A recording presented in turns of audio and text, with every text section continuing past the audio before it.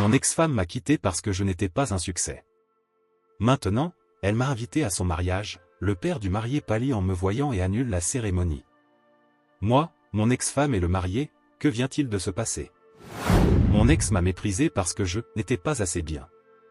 Aujourd'hui, à son mariage, je voulais juste tourner la page, jusqu'à ce que le père du marié me regarde et devienne livide. En quelques secondes, tout s'est effondré. Qu'a-t-il découvert?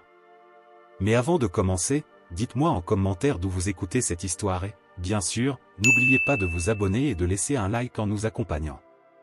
Je m'appelle David Lopez et je suis un simple employé de bureau. Je mène une vie plutôt monotone, faisant l'aller-retour entre mon domicile et mon travail chaque jour, sans rien de particulier dont je puisse être fier. Quand j'ai commencé à travailler, je rêvais de faire carrière, mais à cause de ma personnalité, je n'ai jamais été doué pour les jeux stratégiques.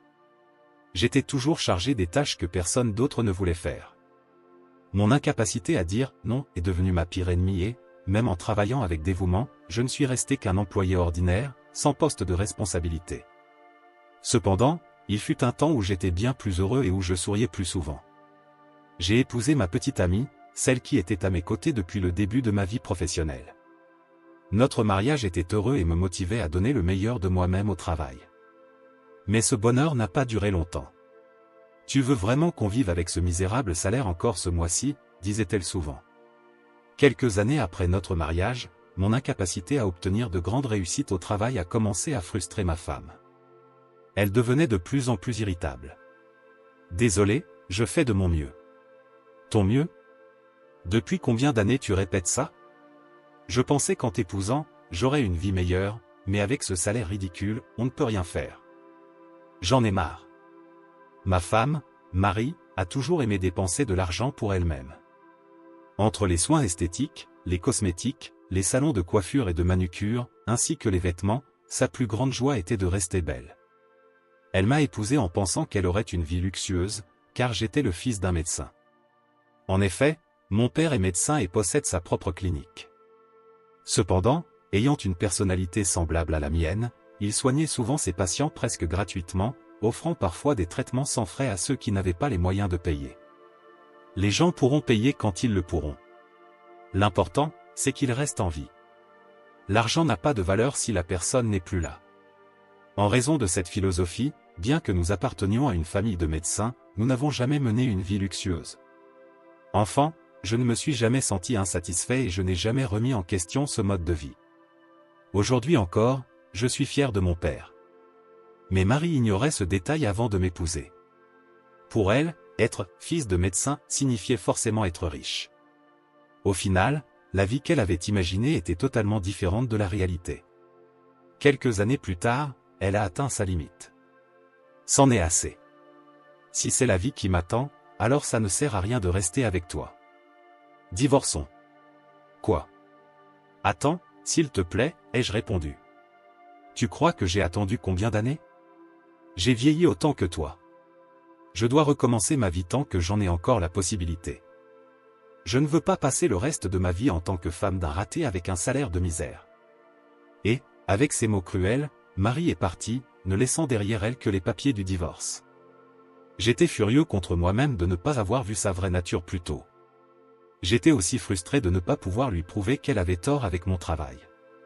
5 ans ont passé. Je me suis plongé dans mon travail pour soigner mes blessures émotionnelles, mais, n'étant pas un génie des affaires, je n'ai toujours pas connu de grande avancée dans ma carrière. Je suis toujours un employé ordinaire. Si les choses continuent ainsi, les paroles de Marie finiront par devenir réalité. Et cela me détruit de l'intérieur. C'est alors que j'ai reçu une enveloppe par la poste. C'était de Marie. Qu'est-ce qu'elle veut maintenant? À l'intérieur de l'enveloppe se trouvait une invitation de mariage. Mon ex-femme allait se remarier. Pourquoi m'enverrait-elle une invitation? Intrigué, j'ai regardé plus attentivement la carte et j'ai vu le nom du lieu de la cérémonie. Attends, ce n'est pas cet hôtel ultra luxueux. Connaissant Marie, ce n'était pas une surprise qu'elle ait choisi un homme riche cette fois-ci. Probablement voulait-elle me montrer la différence entre la vie qu'elle a maintenant et celle qu'elle avait avec moi. Dois-je y aller? Après tout, c'est elle qui m'a abandonné. Peut-être que, pour Marie, le fait que je n'ai pas obtenu de promotion était une sorte d'échec inattendu. J'ai réfléchi un moment, poussé un long soupir et me suis levé de ma chaise. Ce sera la dernière fois. Je pense que je vais y aller. Je savais que me rendre au mariage blesserait mon orgueil, mais j'ai décidé d'y aller quand même. Après tout, Marie était restée à mes côtés pendant quelques années, même si elle n'était pas satisfaite. Je pouvais comprendre que ce mariage était une manière pour elle de se venger, de me montrer à quel point elle était heureuse sans moi. Le jour du mariage, le temps était parfait. Je suis arrivé un peu en avance et je suis allé au salon de l'hôtel. Tout en buvant un café, j'ai regardé par la fenêtre. C'était le deuxième mariage de Marie, alors j'ai reconnu quelques-unes de ses amies que j'avais connues à l'époque où nous étions mariés. C'est alors que j'ai entendu une conversation à la table voisine. Marie a vraiment trouvé un moyen d'avoir un mariage de luxe, hein? Oui, cette fois, c'est un hôtel 5 étoiles. Un cran au-dessus du premier mariage. C'est vrai. Elle se plaignait toujours que son premier mari était un « fils de médecin », mais quand elle a vu de plus près, il n'était qu'un employé ordinaire sans argent. Quel retournement de situation, hein? Elle parlait sans se rendre compte de ma présence. J'ai ressenti une douleur aiguë au cœur. Alors, Marie ne m'avait jamais vraiment aimé pour ce que j'étais? Je l'avais déjà compris au moment du divorce, mais l'entendre de la bouche de quelqu'un d'autre rendait tout encore plus douloureux. Avant même de divorcer de son premier mari, elle avait déjà des plans pour son futur époux. J'ai entendu l'une d'elles dire. Très bien joué, Marie, bien calculé. Je n'arrivais pas à croire ce que j'entendais. Cela signifiait que Marie était déjà en couple avec son nouveau mari avant même de me quitter. Mon orgueil était en miettes. Elle me méprisait tant, et pourtant, au final, c'était elle qui m'avait trompé. J'ai commencé à regretter profondément d'être venu. Essayant de garder mon calme, j'ai pris une autre gorgée de ma boisson, mais mes mains tremblaient. Marie est apparue devant moi, prête à se diriger vers la chambre de la mariée. « Tu es vraiment venu? Tu es vraiment quelqu'un de bien, n'est-ce pas ?» dit-elle en me lançant un sourire sarcastique. J'ai poussé un soupir, tentant de contenir ma colère, et j'ai répondu. « Eh bien, considère cela comme mon dernier devoir. Je suis heureux que tu aies trouvé le bonheur. » J'ai forcé un sourire, mais Marie n'a pas apprécié mon attitude et a continué à me mépriser. N'est-ce pas merveilleux? Ce mariage n'a rien à voir avec le temps que j'ai passé avec toi. Tiens, un peu de bonheur pour le pauvre célibataire. Sois reconnaissant, d'accord? Elle a éclaté de rire avec sarcasme. C'est à ce moment-là qu'un homme à l'allure distinguée lui a adressé la parole par derrière. C'était le marié, son nouveau mari. Marie, il semble que les invités soient déjà réunis. Allons-y dans la chambre de la mariée. Son mari, Richard, m'a brièvement regardé et a hoché la tête en guise de salut. Instinctivement, j'ai répondu par un léger signe de tête. Peut-être que le marié ne savait même pas que Marie avait invité son ex-mari à la cérémonie. Il reste encore un peu de temps avant la cérémonie, alors installe-toi à ton aise, s'il te plaît, dit Richard avec un sourire aimable, en passant près de moi. C'est à ce moment-là qu'un homme plus âgé, qui accompagnait le marié, s'est adressé à moi. « Excusez-moi, puis-je savoir votre nom ?»« Père, que se passe-t-il » demanda Richard. « Oh, rien, juste par curiosité. » Sous son regard sérieux, je me suis senti mal à l'aise, mais j'ai répondu. « Je m'appelle David Lopez. »« Lopez, votre père, par hasard, est-il médecin ?» Soudain, le père du marié a semblé paniquer et a commencé à vaciller. Sous l'intensité de sa présence, j'ai simplement hoché la tête. Immédiatement, son visage est devenu livide et, soudainement, il a crié. « Richard, ce mariage est annulé sur le champ. »« Quoi? De quoi parles-tu, père? Qu'est-ce que tu viens de dire ?» Surpris par cette tournure inattendue, je me suis levé précipitamment de ma chaise. « Non, je n'ai rien fait. » Alors que j'essayais encore de comprendre ce qui se passait, le père du marié s'est agenouillé à mes pieds. Les invités autour de nous ont commencé à murmurer entre eux. « Père, qu'est-ce que tu fais? Ça n'a aucun sens. » Même lorsque le marié insistait pour qu'il se relève, l'homme restait prosterné au sol, le front appuyé contre le parquet.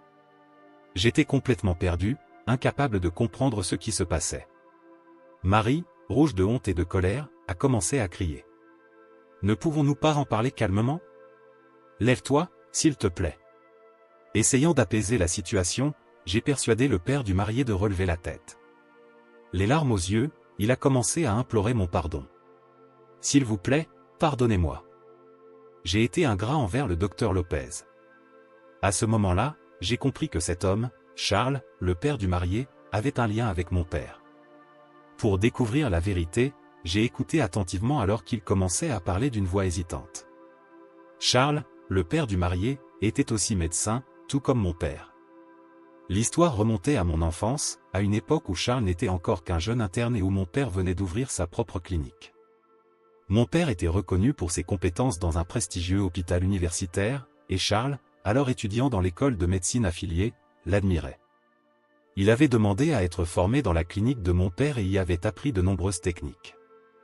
Un jour, la femme de Charles a accouché, mais leur bébé est né avec une grave malformation cardiaque congénitale.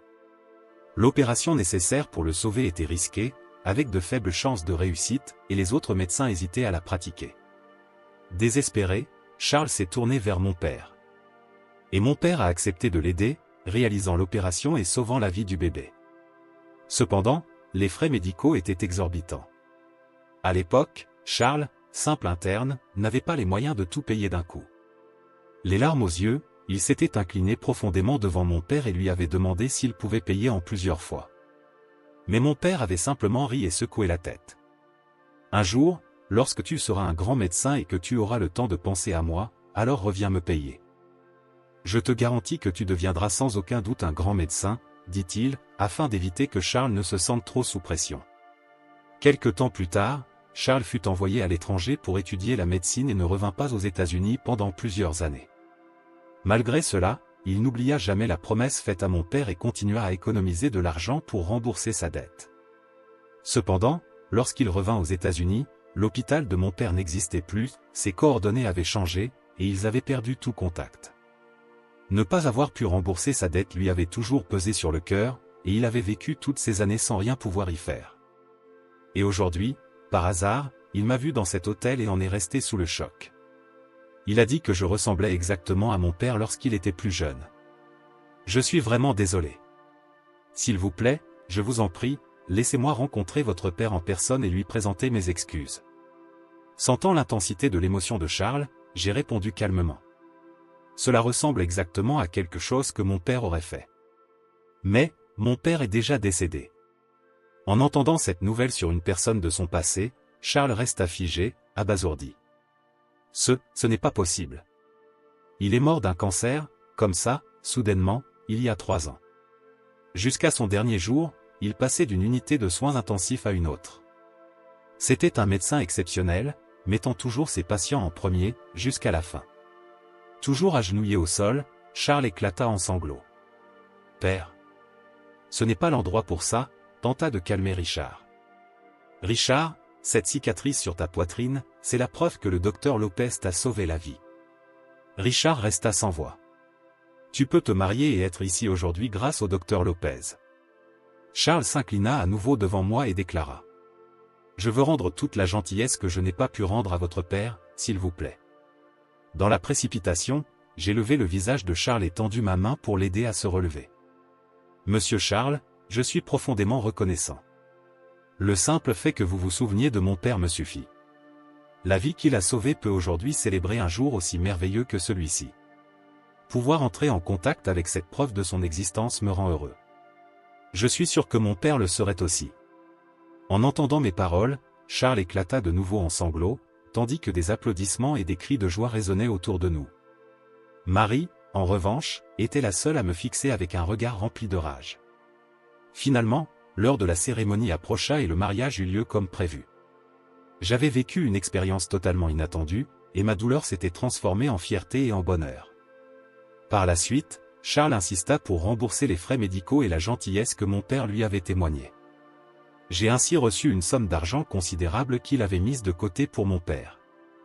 De plus, l'hôpital de Charles commença à collaborer avec mon entreprise, ce qui boosta considérablement ma carrière et me permit finalement d'obtenir une promotion. La bonté et la compassion que mon père avait montrées lui revinrent ainsi sous cette forme.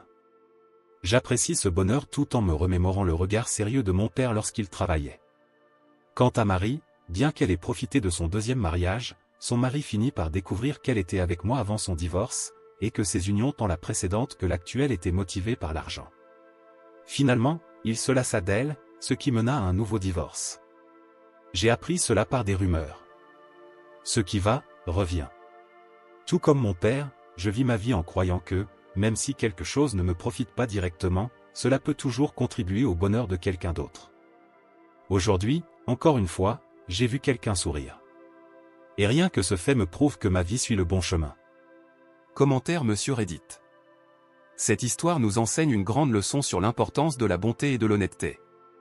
Le protagoniste a souffert, mais au final, la justice a été rendue, et le destin lui a apporté une récompense inattendue. Cela prouve que nos actions, bonnes ou mauvaises, reviennent toujours vers nous d'une manière ou d'une autre. Et vous, qu'avez-vous pensé de ce retournement de situation? Donnez-moi votre avis dans les commentaires. Si vous avez aimé la vidéo, laissez un like et n'oubliez pas de vous abonner à la chaîne pour plus d'histoires et de discussions intrigantes. Et n'oubliez pas d'écouter notre podcast pour plus d'histoires inspirantes comme celle-ci, le lien est dans la description et dans la carte à l'écran. Merci d'avoir regardé et à la prochaine.